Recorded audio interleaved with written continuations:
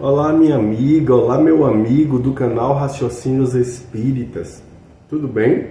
Eu sou o professor Danilo Cruz e este é o nosso estudo da série Sabedoria do Evangelho de Carlos Juliano Torres Pastorino. Nós já estamos no 3º volume e hoje daremos prosseguimento ao nosso estudo abordando 2 capítulos. Um se chama O Reino dos Céus e o outro se chama A Razão das Parábolas. Pois bem, mantendo sempre fidelidade ao que Pastorino traz nos textos e também lembrando da nossa ênfase, como faz o próprio Pastorino, em encontrar paralelos, analogias entre a nossa jornada evolutiva espiritual e os fatos, os ensinos do nosso amado Mestre Jesus. Pois bem, então, começamos hoje com o capítulo O Reino dos Céus, que é baseado no Evangelho de Mateus, capítulo 13, versículos 44 a 53. Quando Mateus assim fala: O reino dos céus é semelhante a um tesouro que, oculto no campo, foi achado por um homem que o escondeu. E levado por sua alegria, foi vender tudo o que possuía e comprou aquele campo. O reino dos céus é também semelhante a um negociante que buscava boas pérolas e, tendo achado uma de grande valor, foi vender tudo o que possuía e a comprou. Finalmente, o reino dos céus é semelhante a uma rede que foi lançada ao mar e apanhou peixes de toda espécie. E depois de cheia, os pescadores a puxaram para a praia e, sentados, colocaram os bons nas vasilhas, mas jogaram fora os ruins. Assim será no fim do ciclo. Sairão os mensageiros e separarão os maus do meio dos justos, e os lançarão na fornalha de fogo. Ali haverá choro e ranger de dentes. Entendestes todas estas coisas? Responderam-lhe: Entendemos. Então acrescentou: Por isso todo escriba experimentado no reino dos céus é semelhante a um pai de família que do seu tesouro tira coisas novas e velhas. Tendo Jesus concluído estas parábolas, partiu dali. Aí Pastorino então vai dizer que seguem-se mais 3 parábolas rápidas, que são bem próprias do estilo de Mateus, em que Jesus tenta fazer compreender o que é o reino dos céus, sem defini-lo, sem dizer, até porque é indefinível por natureza. Ele procede, pois, por meio de uma comparação, através de exemplos, ou como disse Pastorino, de símiles, para que se possa ser bem percebido por quem tenha uma evolução mínima capaz de compreender, e para que sirva de tema de meditação para o povo que não consegue compreender ainda. O primeiro símile é: um homem descobre um tesouro em um campo que não lhe pertence. Aí é bom lembrar, como diz Pastorino, que é comum esconderem-se tesouros em moedas de ouro, prata ou bronze, a fim de evitar furtos.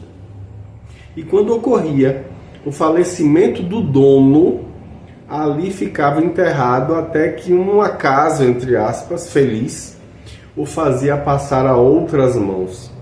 Flávio Joséfo chega a dizer em seus textos sobre as antiguidades judaicas que Tito descobriu numerosos desses tesouros após a tomada de Jerusalém. E naquela época muitos tinham mania de ficarem procurando tesouros enterrados.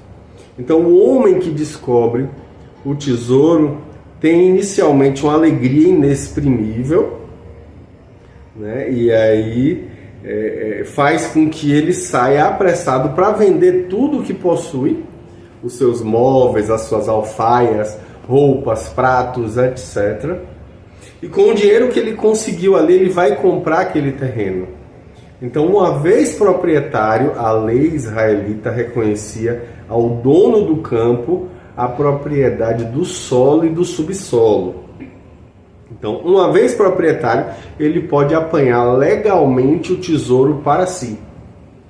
E aí os intérpretes, os exegetas vão discutir a moralidade do ato, que não chega a ser um roubo ao antigo dono do terreno, mas de qualquer forma não parece muito honesto aí nesse caso especificamente, como aponta Pastorinho.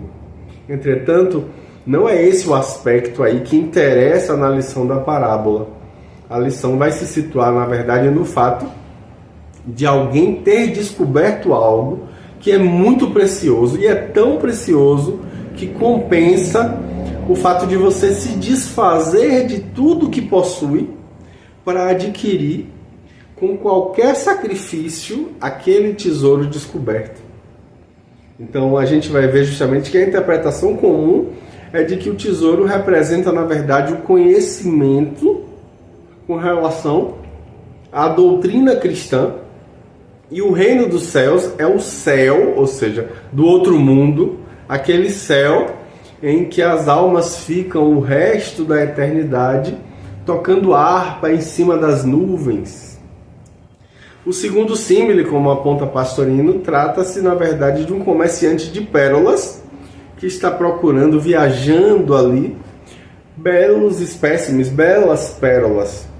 Quando ele encontra um, finalmente, que é de alto valor, ele vende tudo o que possui para adquirir aquela pérola específica. O terceiro símile é o que? A rede de pescar. A palavra grega é sagene, que corresponde, na verdade, ao que nós denominamos rede de arrastão.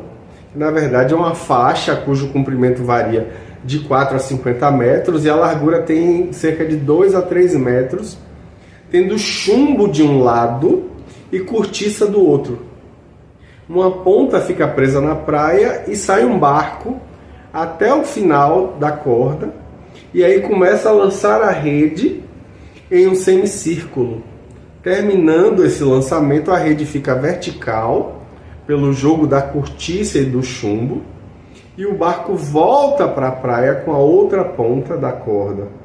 Aí os pescadores começam, em grupo, a puxar lentamente, de maneira segura, essas cordas, sem que haja solavanco, trazendo a rede nesse arrastão, trazendo aí vários peixes bons, peixes maus, peixes grandes, peixes pequenos. Então, quando chegam com a rede na praia, trazendo naturalmente uma grande quantidade de peixes, os pescadores então se sentam na areia, colocando os peixes bons no age, que é um vaso com água, de modo que o peixe ali permanece ainda vivo, enquanto que os maus são restituídos ao mar, os peixes de couro, os peixes que eles não comem. Então vem a seguir a comparação com o final de um ciclo, entei sutelenai tou ainonos, quando os mensageiros, ou seja, os anjos, separarão os maus dos justos, aqueles para a fornalha de fogo purificador do sofrimento, e estes não é dito para onde eles irão, né? Os peixes bons não falam para onde eles irão.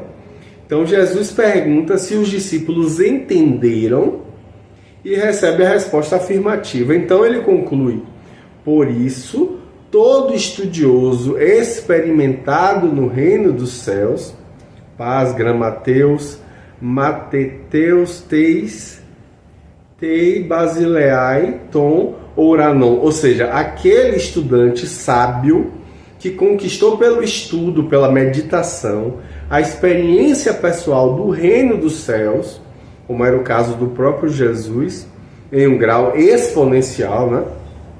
É semelhante a um pai de família que tira do seu tesouro coisas novas e velhas.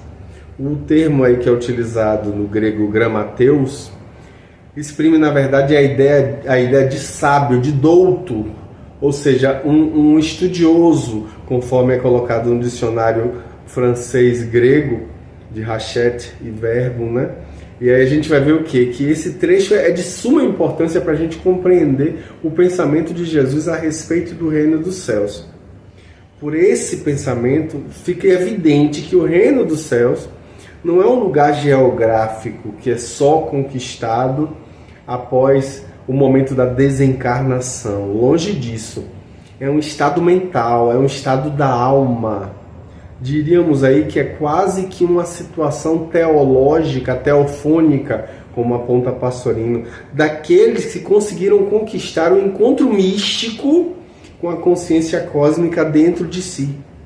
Ou melhor, alcançaram a unificação com o Cristo interno, com o eu profundo, com a centelha divina, com Deus em mim. Jesus jamais definiu, jamais descreveu essa realização, porque na realidade ela por si mesma é indefinível, ela é indescritível. Jesus então limitou-se a estabelecer comparações mediante as quais os homens pudessem ter uma ideia aproximada do que ele estava ali ensinando. Então, que o reino dos céus é a unificação com a centelha divina, com o Pai, que na verdade está dentro de nós, conforme a gente vai ver lá no Evangelho de Lucas, no capítulo 17, versículo 21, como um Cristo cósmico. Várias expressões usadas por Jesus vão nos provar que é isso, né, na verdade. Por exemplo, quando diz entrar no reino dos céus, com efeito aí é indispensável que a criatura entre, que a criatura penetre, mergulhe, e aí a palavra batismo como mergulho, dentro de si mesmo para conseguir essa unificação. Então, para entrar no reino dos céus, na verdade, é necessário que o homem entre em si mesmo, porque o reino dos céus está dentro de nós, como ele disse em uma passagem. E aí dentro tem justamente o sublime encontro, porque o Pai que habita dentro de nós, no secreto, ou seja, desse modo a gente consegue se unificar ao Cristo cósmico. Então, a descoberta dessa verdade, ou melhor, a experiência dessa realidade, como coloca Pastorino, é o maior tesouro que o encarnado pode conquistar no planeta Terra. Daí justamente a precisão da comparação parabólica dos dois primeiros símiles que são apresentados. Tanta é a segurança do ensino que Jesus traz, que tanto o tesouro se acha enterrado no coração do solo, quanto a pérola se encontra mergulhada no âmago do oceano do ser. O movimento do homem, como disse Pastorino, para descobrir esse tesouro e para pescar essa pérola é o mesmo. É a penetração em profundidade. Só que esse movimento deverá ser verificado de dentro de si mesmo. E aí Pastorino vai dizer que, mais uma vez, encontrada a riqueza que se buscava, logo se reconhece o valor incomparável dessa descoberta, dessa riqueza. Então, tomado de grande alegria, o ser, no caso aí, o espírito que alcança esse nível, vai vender tudo o que possui para entrar na posse definitiva do tesouro ou da pérola. Não mais lhe é interessante aí ter bens materiais, o corpo físico no símbolo que é colocado, né? Nem prazeres da mesa, que são as emoções, nem os gozos, os amores transitórios, né? As emoções, antes na verdade são as sensações, agora as emoções, nem a cultura livresca que é o intelecto. O único interesse aí reside na verdade na realidade substancial do ser. Aí Pastorino vai dizer que, entretanto, podem ocorrer aí perigos de tomar-se a nuvem por Juno, ou seja, julgar que se encontrou a verdade quando apenas se trata de mais uma ilusão. Daí é que vem a necessidade de mais uma parábola, mais um símile, a fim de esclarecer que é indispensável que haja uma triagem, haja uma escolha criteriosa, guardando-se aí o que é bom e lançando fora o que não presta. Então, desse modo é que vem o terceiro símile, comparar o reino dos céus a uma rede que apanha toda espécie de peixes. E aí Pastorino vai dizer que, de fato, o homem que busca a verdade lança ali seus tentáculos para tudo que lhe parece dourado. Mas aí Pastorino vai dizer exatamente aquela frase famosa, né? Nem tudo que reluz é ouro. Então há necessidade de discernir o bom do mal, o pior do melhor. E aí é importante dizer que isso diz respeito aos caminhos que os homens pregam como sendo supostamente infalíveis para conseguir a felicidade espiritual, ou mais exatamente, como aponta Pastorino, o reino dos céus, que é supostamente externo, que será agregado a nós de fora, como uma espécie de verniz que torna o móvel mais belo. Esse erro básico, conforme aponta Pastorino, tão comum, pretende que o homem terá que fazer ações exteriores para se revestir de imortalidade, quando na verdade os conceitos parecem tão sólidos e os raciocínios tão lógicos que muitos de inteligência e de cultura se deixam embevecer, se deixam arrastar a experiências que amanhã, na verdade, os deixarão completamente frustrados. Daí é que está a imperiosa necessidade, como coloca Pastorino, de que a criatura saiba sentar-se em meditação para escolher o que há de bom na rede que ele passou ali, na verdade, pelos autores espirituais e recolher no vaso para si. Mas o que não for bom nos ensinos religiosos, nos ensinos espirituais, de promessas que ninguém pode garantir, na verdade, isso será devolvido ao mar como um peixe mau. Então o Pastorino vai dizer que quando o homem tiver atingido essa capacidade de discriminar o certo do errado, o correto do duvidoso, ele estará então mais apto a seguir sozinho a sua caminhada, né, o seu caminho, sem precisar de guias, sem precisar de mentores, quer encarnados, quer desencarnados. Então depois, Pastorino vai dizer que vem uma palavra muito clara, que é assim, ó, assim será no fim do ciclo. E aí Pastorino vai dizer que muitos entendem com essas palavras o juízo final, ou o fim do mundo. Mas Pastorino vai dizer que não existe razão para isso. Trata-se, na verdade, do fim de um ciclo de vida, ou seja, de um século, uma geração, de acordo com o sentido etimológico do termo. A cada regresso ao mundo espiritual, no fim de um ciclo na Terra, onde bons e maus necessariamente se misturam, sem absolutamente nenhuma distinção, vêm os mensageiros encarregados da triagem e separam as próprias vibrações pessoais de cada um, os justos, que seguirão seu caminho, evoluído no caso aí, evoluindo ainda mais, dos maus, que novamente serão lançados na fornalha de fogo, ou seja, em uma nova encarnação, em um novo corpo de carne, onde o fogo do sofrimento purifica o espírito, né? E aí, necessariamente, haverá choro e ranger de dentes, ou seja, o mundo terrestre, né? Que é exatamente o quadro que nós temos diante dos nossos olhos diariamente aqui neste planeta onde estamos encarnados. E aí Pastorino vai dizer que, como conclusão desse trecho, nós encontramos uma frase um tanto quanto enigmática para o sentido comum, mas perfeitamente compreensível, perfeitamente clara para um olhar cuja interpretação vem sendo dada, né?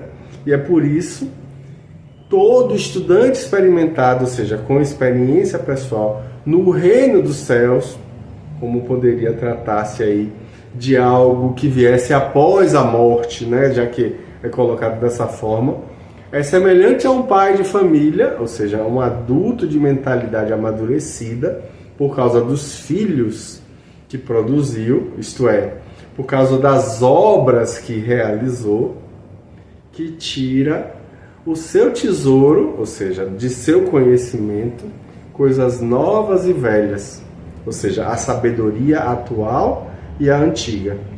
O homem que vive unificado com o Cristo cósmico tem pleno e total conhecimento experimental de tudo o que já foi dito ontem e de tudo que está sendo dito agora e que será dito no futuro, mais adiante.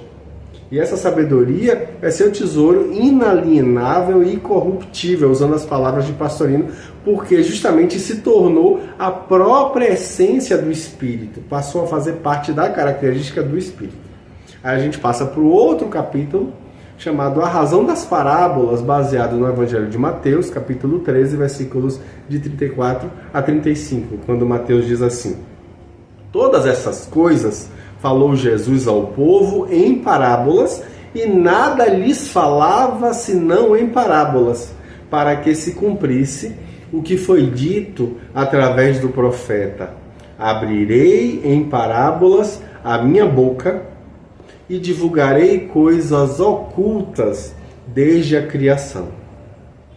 Aí no Evangelho de Marcos, também no capítulo 4, versículos 33 e 34, o evangelista assim coloca: e com muitas parábolas semelhantes dirigia a palavra, conforme podiam compreendê-la, e não lhes falava senão em parábolas, mas em particular explicava tudo a seus discípulos.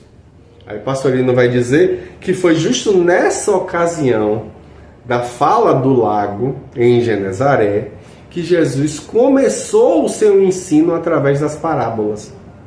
E aí ele vai dizer que o evangelista explica a razão delas num pequeno verso de ritmo binário, em que ele afirma e nega. Ele vai dizer: tudo em parábolas, nada senão em parábolas. Ou seja, a predição mediúnica, através do profeta lá no Salmo 79, no versículo 2, é colocado dessa forma, né? Então o Salmo é citado no Velho Testamento como sendo de autoria de Asaf, que é qualificado como um profeta no segundo livro de Crônicas, no capítulo 28, versículo 30. Então Marcos chega a ser mais explícito ainda, afirmando que Jesus falava de acordo com a capacidade dos ouvintes que ali estavam escutando, só explicando o sentido real daquilo que ele falava aos seus discípulos, aqueles que estavam mais próximos. As anotações de Mateus e Marcos fazem, na verdade, uma revelação que já alguns comentadores perceberam. Pirot, por exemplo, no seu livro La Sainte Bible, coloca da seguinte forma: é preciso salientar a finalidade pedagógica das parábolas. Jesus a elas recorre diante do povo para dar seu ensinamento, e aí ele coloca como a doutrina concernente ao reino dos céus, e fê-lo por bondade para colocar seu ensino ao alcance dos ouvintes, como o fez para os seus apóstolos, conforme a gente vê lá em João, capítulo 16, versículo 12. E como a fará a seu exemplo Paulo aos Coríntios, lá na primeira carta aos Coríntios, no capítulo 3, versículo 2. E aí Pastorino vai dizer que, com efeito, tendo verificado que seu ensino, dado claro e abertamente no Sermão do Monte, não tinha ainda atingido senão uma pequena minoria, e aí a gente vê que a própria parábola do semeador é uma justificativa disso, quando ele afirma que 3/4 partes de suas parábolas, de suas palavras, melhor dizendo, caíram em terreno ruim e não produziram fruto. Jesus então resolve modificar sua didática e passa a usar parábolas. Então o assunto a explicar a doutrina dos lagos, ou Cristo cósmico, e a necessidade do mergulho e da unificação com o Cristo interno eram, na verdade, demais, eram doutrinas elevadas demais para as massas. Então, a não compreensão espantava os ouvintes e os afastava. Eles não tinham ainda a capacidade de penetrar os segredos do reino, justamente por se acharem em um degrau evolutivo muito baixo ainda. Já falando em parábolas, o ensino era dado da mesma maneira, mas obviamente ia ali facilitando a percepção, como veremos mais adiante.